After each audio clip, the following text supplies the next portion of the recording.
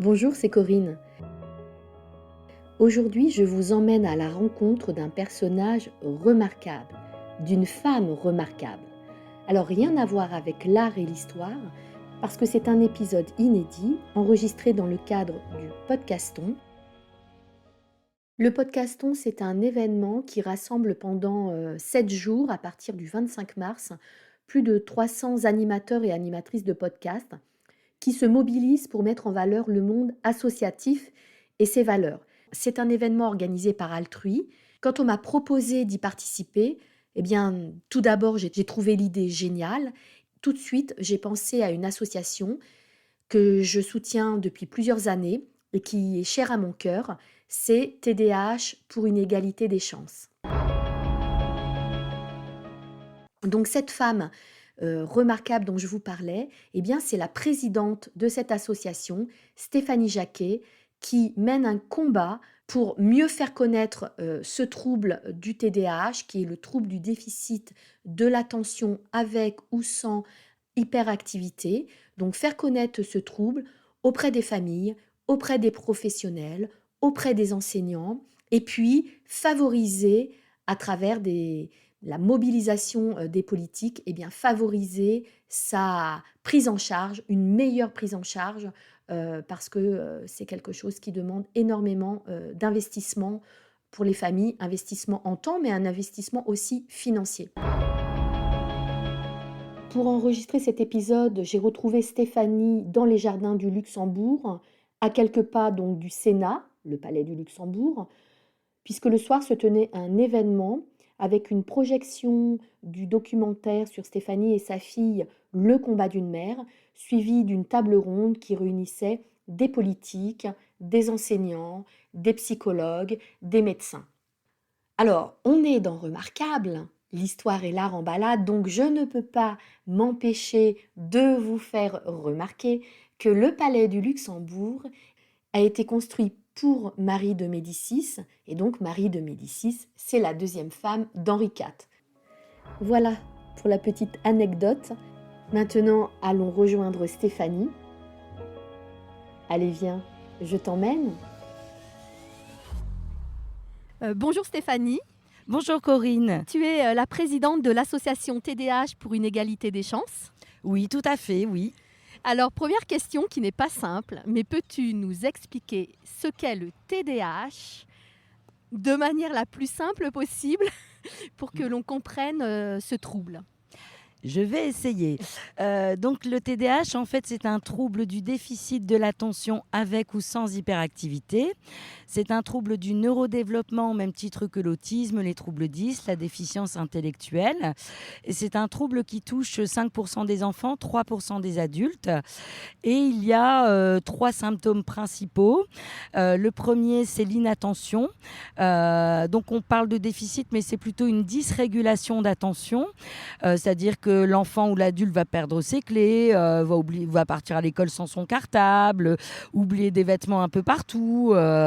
Le deuxième symptôme, c'est l'impulsivité, c'est-à-dire que la personne va agir avant de réfléchir, avoir du mal à attendre son tour dans les files de la caisse, etc. Et le troisième symptôme qui est facultatif, c'est l'hyperactivité. Donc, il y a des personnes qui ont un TDAH sans hyperactivité, mais il y en a qui ont, donc elles sont comme montées sur ressort et elles sont toujours en activité. Elles peuvent passer d'une activité à l'autre très rapidement. Et on parle éventuellement d'un quatrième symptôme qui n'est pas officiel, c'est la dysrégulation émotionnelle, c'est-à-dire que les émotions sont vraiment décuplées, que ce soit des émotions positives ou négatives. Alors, concernant l'hyperactivité, elle n'est pas forcément que physique, elle peut être aussi mentale, je crois. Oui, tout à fait. Quand on a des soucis, chacun d'entre nous, on peut dire des fois qu'on a un petit vélo dans la tête. On a du mal à dormir parce qu'on pense à 1000 choses. Sauf que pour les personnes qui ont un TDAH, c'est tout le temps en fait. C'est de l'hyperactivité cérébrale. Et donc, c'est ça qui est très, très fatigant aussi.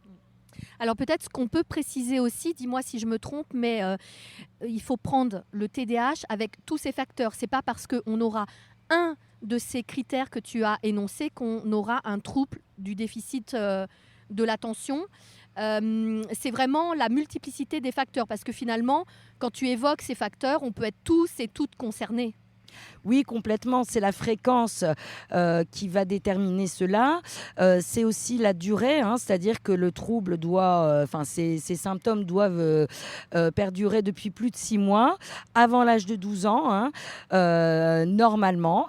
Effectivement, on a tous un moment de temps de notre vie, pour x, y raison, hein, des problèmes psychologiques, un deuil, une séparation. On peut tous avoir de l'inattention, de l'impulsivité parce qu'on peut être en colère parce qu'on nous casse les pieds, par exemple, ou de l'hyperactivité parce qu'on a beaucoup de choses à faire, mais c'est pas pour autant qu'il s'agit d'un TDAH, effectivement. C'est vraiment un tableau qui doit durer et qui doit vraiment invalider la sphère personnelle, familiale, éventuellement scolaire et professionnelle. Comment est née cette association ? Eh bien, j'ai ma fille Pauline qui est âgée aujourd'hui de 12 ans. Et jusqu'à l'âge de 6 ans, en fait, elle avait un comportement qui me surprenait, mais je n'arrivais pas à trouver de réponse, malgré mes alertes auprès de différents médecins, notamment des médecins spécialistes, hein, des pédopsychiatres, par exemple. Et en réalité, à l'âge de ses 6 ans, elle a reçu un diagnostic de TDAH où les prises en charge ne sont pas remboursées par la sécurité sociale. Les aménagements scolaires sont peu connus des personnels éducatifs.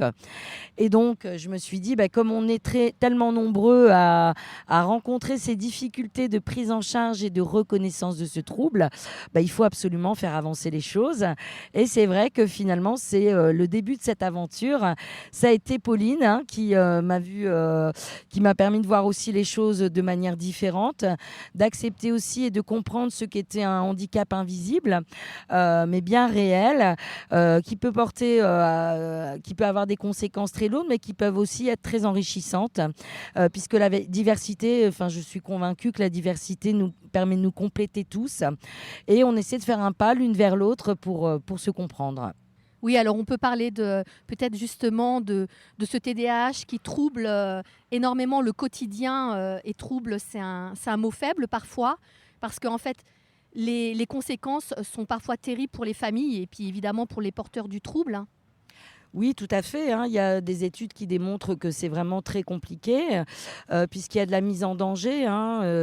C'est une recherche d'adrénaline, hein, régulière, donc avec une mise en danger, avec des comportements, une baisse d'estime de soi, puisque c'est vrai que souvent on reprend les enfants dans la famille, mais arrête de bouger, arrête de toujours t'opposer, puisque l'opposition aussi, finalement, ça fait partie un peu du tableau. Et puis, à l'école, c'est pareil, hein, ils vont souvent être pris en grippe parce qu'on va penser que ce sont des enfants qui sont mal élevés, alors qu'en réalité, ils n'ont pas les mêmes capacités qu'une personne ordinaire pour gérer les habiletés sociales et gérer un peu tous ces symptômes. Donc, on vient de le dire, il peut y avoir plein de critères, hein. Donc, comment on sait que l'enfant ou l'adulte est porteur de TDAH ? Qu'est-ce qu'il doit faire pour avoir ce diagnostic ou ce contre-diagnostic ? Alors en général, pour les enfants, la piste éducative et psychologique doit être écartée. Et donc, les professionnels qui diagnostiquent pour les enfants, ce sont des neuropédiatres ou des pédopsychiatres. Et pour les adultes, en général, ce sont des psychiatres ou des neurologues. Donc, il y a des tests, hein, il y a beaucoup de questionnements en fait, sur le parcours de vie pour voir un peu de quelle manière ça peut être impacté. Et puis, il y a aussi une observation. Il y a, c'est écarté un peu les autres pistes, puisque malheureusement, comme certains, des fois, il y a des maladies où on fait des prises de sang, du coup, ça nous permet de savoir s'il y a une maladie ou pas.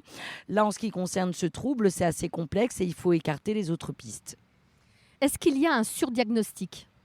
Pas du tout, au contraire, en France, on accuse un énorme retard, hein, d'une 40aine d'années, contrairement à d'autres pays. Dans d'autres pays, ça, je ne me prononcerai pas, mais en tout cas, en France, on est plutôt en sous-diagnostic. C'est-à-dire qu'en général, les professionnels de santé sont mal formés. Et donc, en général, on ne pense jamais à cette piste du TDAH, qui est pourtant un trouble très, très répandu, finalement, hein. On estime qu'en France, 80% ne sont pas diagnostiqués en France. Ah oui, c'est énorme. Oui, tout à fait. Alors là, on est à quelques pas du Sénat, donc du Palais du Luxembourg à Paris, parce que nous allons assister ce soir, et tu m'as conviée, je te remercie, donc à la projection d'un documentaire qui s'appelle Le combat d'une mère, hein, qui est un documentaire qui a été fait sur ta vie, sur ton quotidien, sur ton action au sein de l'association. Est-ce que tu peux nous parler de ce documentaire ? Alors, c'est un documentaire de 52 minutes qui a été réalisé par Aubin Hello, coproduit par la 8 Productions et France 3, Hauts-de-France. Et c'est vrai que ça retrace effectivement le parcours un peu durant un an de la vie de Pauline, ses atouts, ses difficultés, et également le combat que nous menons au sein de l'association, pour justement expliquer que nous avons mis en place, créé la première journée nationale de sensibilisation au TDAH, les différents projets que nous menons, notamment les projets de vélo bureau au sein des établissements scolaires. Et c'est vrai que ça permet de sensibiliser. L'objectif, c'est de sensibiliser au TDAH qui est méconnu et pourtant, je le répète, qui est très répandu finalement. Et donc, ce documentaire TDAH, le combat d'une mère, on est vraiment très, très heureux que ce soit diffusé au Sénat ce soir grâce à la sénatrice Jocelyne Guidé. Je suis vraiment ravie que tu sois présente avec nous. Merci beaucoup d'avoir accepté notre invitation. Merci à toi de m'avoir invitée. Alors, je rebondis justement sur la journée nationale du TDAH que tu as créée il y a 2 ans, en 2021. Et donc, c'est à cette occasion que nous avons fait connaissance. Puisque, moi, je suivais effectivement le groupe que tu as sur Facebook pour des raisons personnelles. Évidemment, ce n'est pas un hasard si nous nous sommes rencontrés. Et puis, j'ai vu tout ce que tu faisais. Et c'est vrai que j'ai été impressionnée. Et je me suis dit, mais comment l'aider ? Et donc, j'ai pris contact avec toi. Et puis, ça tombait vraiment super bien. On était quand même faites pour se rencontrer puisqu'on était à quelques mois de la première journée nationale du TDAH. Et donc, voilà, j'ai travaillé avec toi à la communication, notamment aux relations presse, pour faire connaître cette journée. Et on peut dire que ça a été un vrai succès. On a eu plein de médias. Complètement, c'était extraordinaire, on ne savait plus où donner de la tête, et surtout les médias nationaux, parce que c'est vrai qu'en général c'est très difficile de les toucher puisque le sujet est méconnu. On commence enfin à en parler avec le chanteur Amir aussi qui en parle, la chanteuse Louane qui en a enfin parlé, et d'autres qui du coup peut-être libéreront la parole, mais c'est vrai que c'était très difficile de toucher les médias nationaux, et grâce à toi en fait on a eu énormément d'articles dans l'AFP, BFM, je crois, de mémoire, oui. la radio, France on 3 a eu nationale, oui. Voilà, effectivement, ils ont vraiment bien joué le jeu et ça a été une très belle opération qui a permis effectivement de mettre un coup de projecteur sur ce trouble méconnu, comme tu dis. Voilà. Donc la prochaine étape, c'est avoir un parrain, une marraine, peut-être Louane. On peut lancer un appel, non ? Ah oui, ce serait formidable. C'est vrai que... alors déjà, Pauline, ma fille, adore Louane. Mais au-delà de ça, c'est vrai elle s'est vraiment exprimée avec sincérité. Et c'est vrai qu'on a besoin aussi pour porter un combat, chaque maladie ou chaque trouble est mieux connu grâce aussi au coup de projecteur qui peut être mis par un artiste. Et c'est vrai qu'on a beaucoup de mal, en fait, puisque c'est toujours un sujet un petit peu tabou.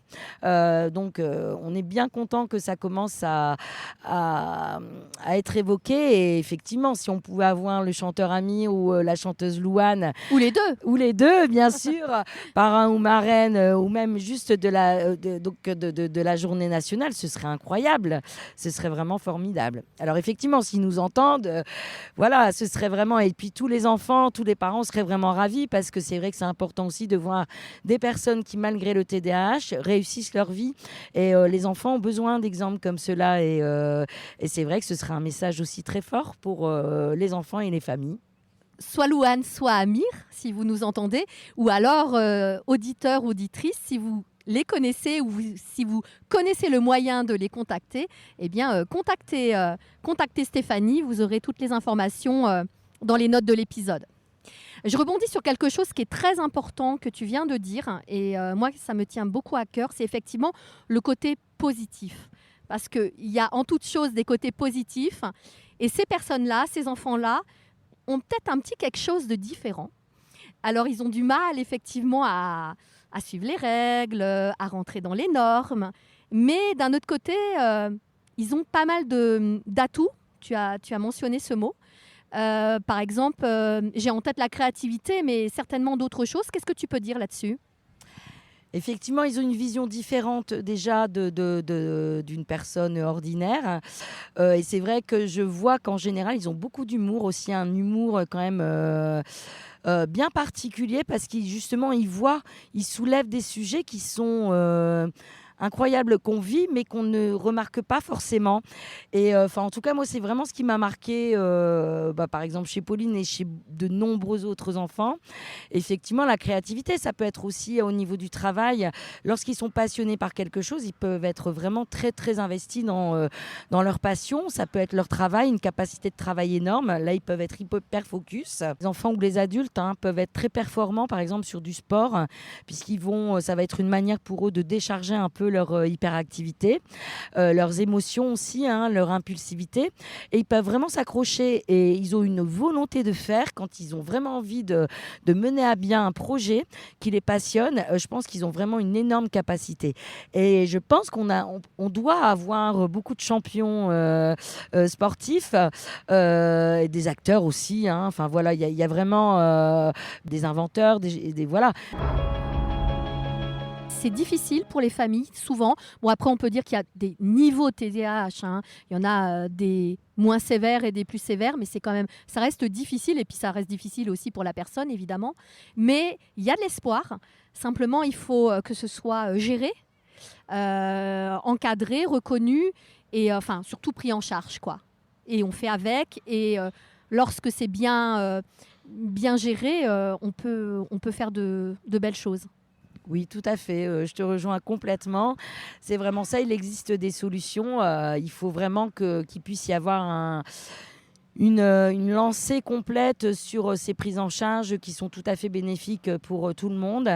Et puisque oui, ça peut avoir un impact aussi très fort et négatif sur toute la famille, que ce soit les frères et sœurs, les parents. Et c'est vraiment, vraiment important. Il existe effectivement des solutions de rééducation. Il y a des solutions en termes d'aménagement scolaire.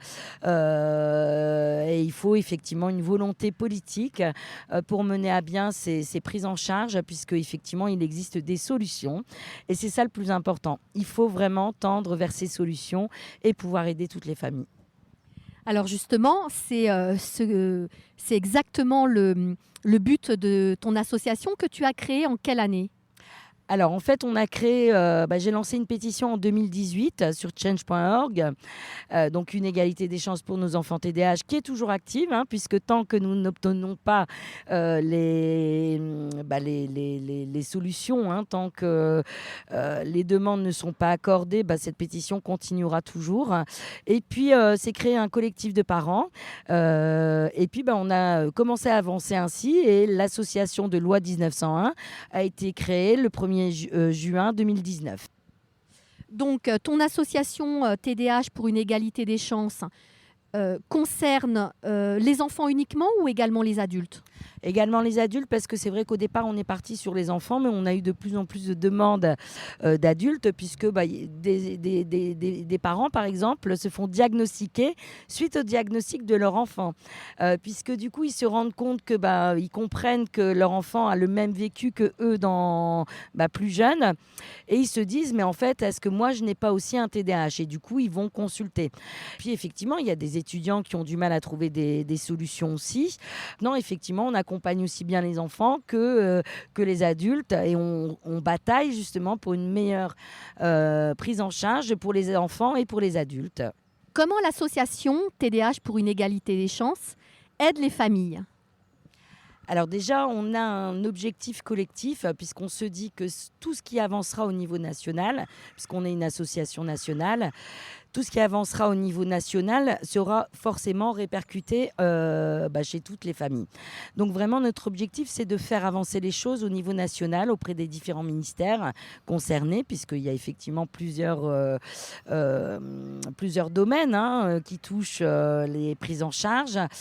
Et dans un deuxième temps, on a aussi, donc il y a des référents locaux dans plusieurs départements de France qui mènent des actions sur leur secteur pour mettre en place des groupes de parole, des permanences au sein de l'hôpital, accompagner effectivement, pouvoir conseiller, orienter vers des professionnels de santé, les familles. Et puis, on essaie d'avancer comme ça en équipe pour pouvoir aider toutes les familles et pouvoir les soutenir le mieux possible. Alors, tu as combien de référents ?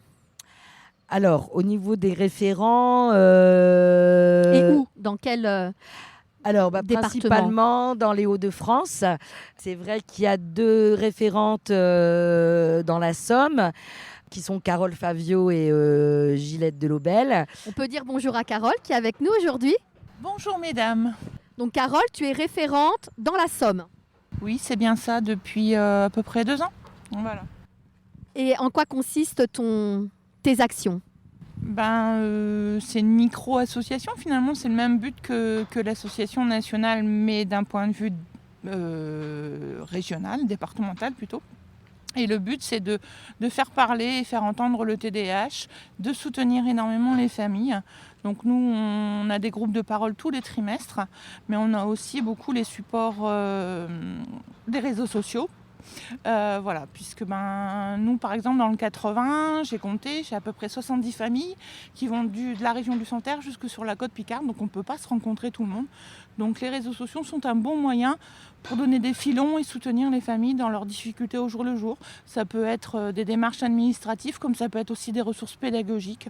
Le dernier groupe de parole, c'était sur les émotions, parce qu'on s'est rendu compte que des parents ne savaient pas expliquer les émotions et que les enfants ne savent pas non plus reconnaître leurs propres émotions et réagir dans la sérénité derrière. D'accord, donc vraiment un travail de terrain. Oui, c'est vraiment un travail de terrain qui, comme pour Stéphanie, mais à moins grande échelle quand même, prend beaucoup de temps parce que il faut rassembler les gens. Il faut se mobiliser pour qu'on reconnaisse vraiment le TDAH. On a aussi des satisfactions quand même. Là, dernièrement, on a fait, c'était Noël avant l'heure, dans le 80 et d'autres dans les Hauts-de-France et les Ardennes, puisqu'on a fait gagner par la Fondation du Crédit Mutuel une dotation. Donc nous, on est arrivé 3e sur une 50aine de dossiers, je crois. Donc l'association a gagné des prix qui nous ont permis d'équiper chez nous dans le 80 4 établissements scolaires de matériel pédagogique spécifique. Donc ça va du pédalier au vélo bureau, au ballon d'assises. Et la plus grosse des récompenses, c'est quand les enfants vous disent que c'est bien d'apprendre en s'amusant en fait. C'est bien, quand on rentre, on a fait notre travail et puis ils restent à la maison, ils n'ont plus de devoirs à faire. Franchement, bravo, hein. Bravo, félicitations. C'est magnifique tout ce que vous faites. Donc les autres référentes, on peut peut-être donner leur nom ? Oui, alors il y a au niveau du bureau, il y a Nadia Guessab, qui est secrétaire de l'association et qui est située dans le Rhône. Carole Wavreil, qui est à Arras, et donc là qui anime aussi localement énormément d'actions, de groupes de parole, de sensibilisation, d'ateliers. Enfin vraiment, ça, c'est très dynamique. On a Aurélie Charbonnier aussi, dans les Ardennes, qui effectivement mobilise beaucoup en termes de mise en place de projets de vélo bureau. Donc, elle essaie aussi de faire bouger sur son secteur. On a Élise Radigois. On a... Où est-ce qu'elle est, Élise ? Alors, Élise, elle est du côté de Nantes. D'accord. Voilà. Et comment on prend attache avec ces personnes alors ? Alors, donc, il y a une adresse mail qui est indiquée sur le site internet de notre association, qui est tdh pour une égalité des chances.com, et ou alors par mail au niveau de la boîte mail nationale, où après on rebasculera sur les référentes, notre mail national et tdh pour une égalité des chances @gmail.com. Et le groupe Facebook ? Tout à fait, le groupe Facebook, donc la page Facebook qui donne des renseignements informatifs, qui tient aussi les personnes informées de l'actualité de notre association. Ce que nous faisons, si on a fait des interventions auprès des enseignants ou des groupes de parole qui sont organisés, etc. Et des groupes effectivement Facebook qui permettent là d'échanger et des conseils, etc. Comment peut-on aider l'association? Déjà en y adhérant? Oui, tout à fait. Alors, c'est important de pouvoir soutenir notre association. On a fixé une adhésion à hauteur de 12 € pour une année, pour que ce soit accessible à tous, en sachant qu'on peut aussi délivrer un rescrit fiscal. Donc, à la deuxième année, ça revient en fait à 4 € l'adhésion. Et c'est vrai que nous, ça nous permet d'avoir un budget pour fonctionner et puis et mener à bien nos actions, parce que c'est vrai que c'est important aussi de pouvoir avancer. Et puis, ça nous permet aussi de montrer au gouvernement que nous sommes représentatifs de nombreuses familles. Voilà, donc effectivement, l'adhésion, il y a des possibilités de faire des dons aussi à l'association et également à l'occasion de la Journée nationale qui a lieu le 12 juin. Et donc, on renouvelle ces actions donc pour le lundi 12 juin. Peut-être une dernière chose, Carole l'a un petit peu évoqué tout à l'heure, ce sont les bureaux vélos, parce que moi je trouve ça formidable. Donc est-ce que tu peux nous dire, je crois qu'il y a eu pas mal d'installations de bureaux vélos récemment, avec des partenaires financiers, ça peut être aussi un appel à ces partenaires financiers pour les prochains bureaux vélos. Mais c'est quoi un bureau vélo déjà ? Alors, un bureau vélo, donc c'est aussi un vélo-bureau. Mais c'est vrai qu'on a... en fait, c'est un vélo où il y a une table qui est fixée dessus, qui est réglable. Le siège également est réglable. C'est pas du tout bruyant. Et ça permet de bouger en fait en classe, c'est-à-dire de pédaler tranquillement. C'est pas du sport intensif. Mais c'est vrai que la difficulté des élèves qui ont un TDAH et d'autres élèves d'ailleurs, c'est de rester assis sur une chaise pendant toute la journée.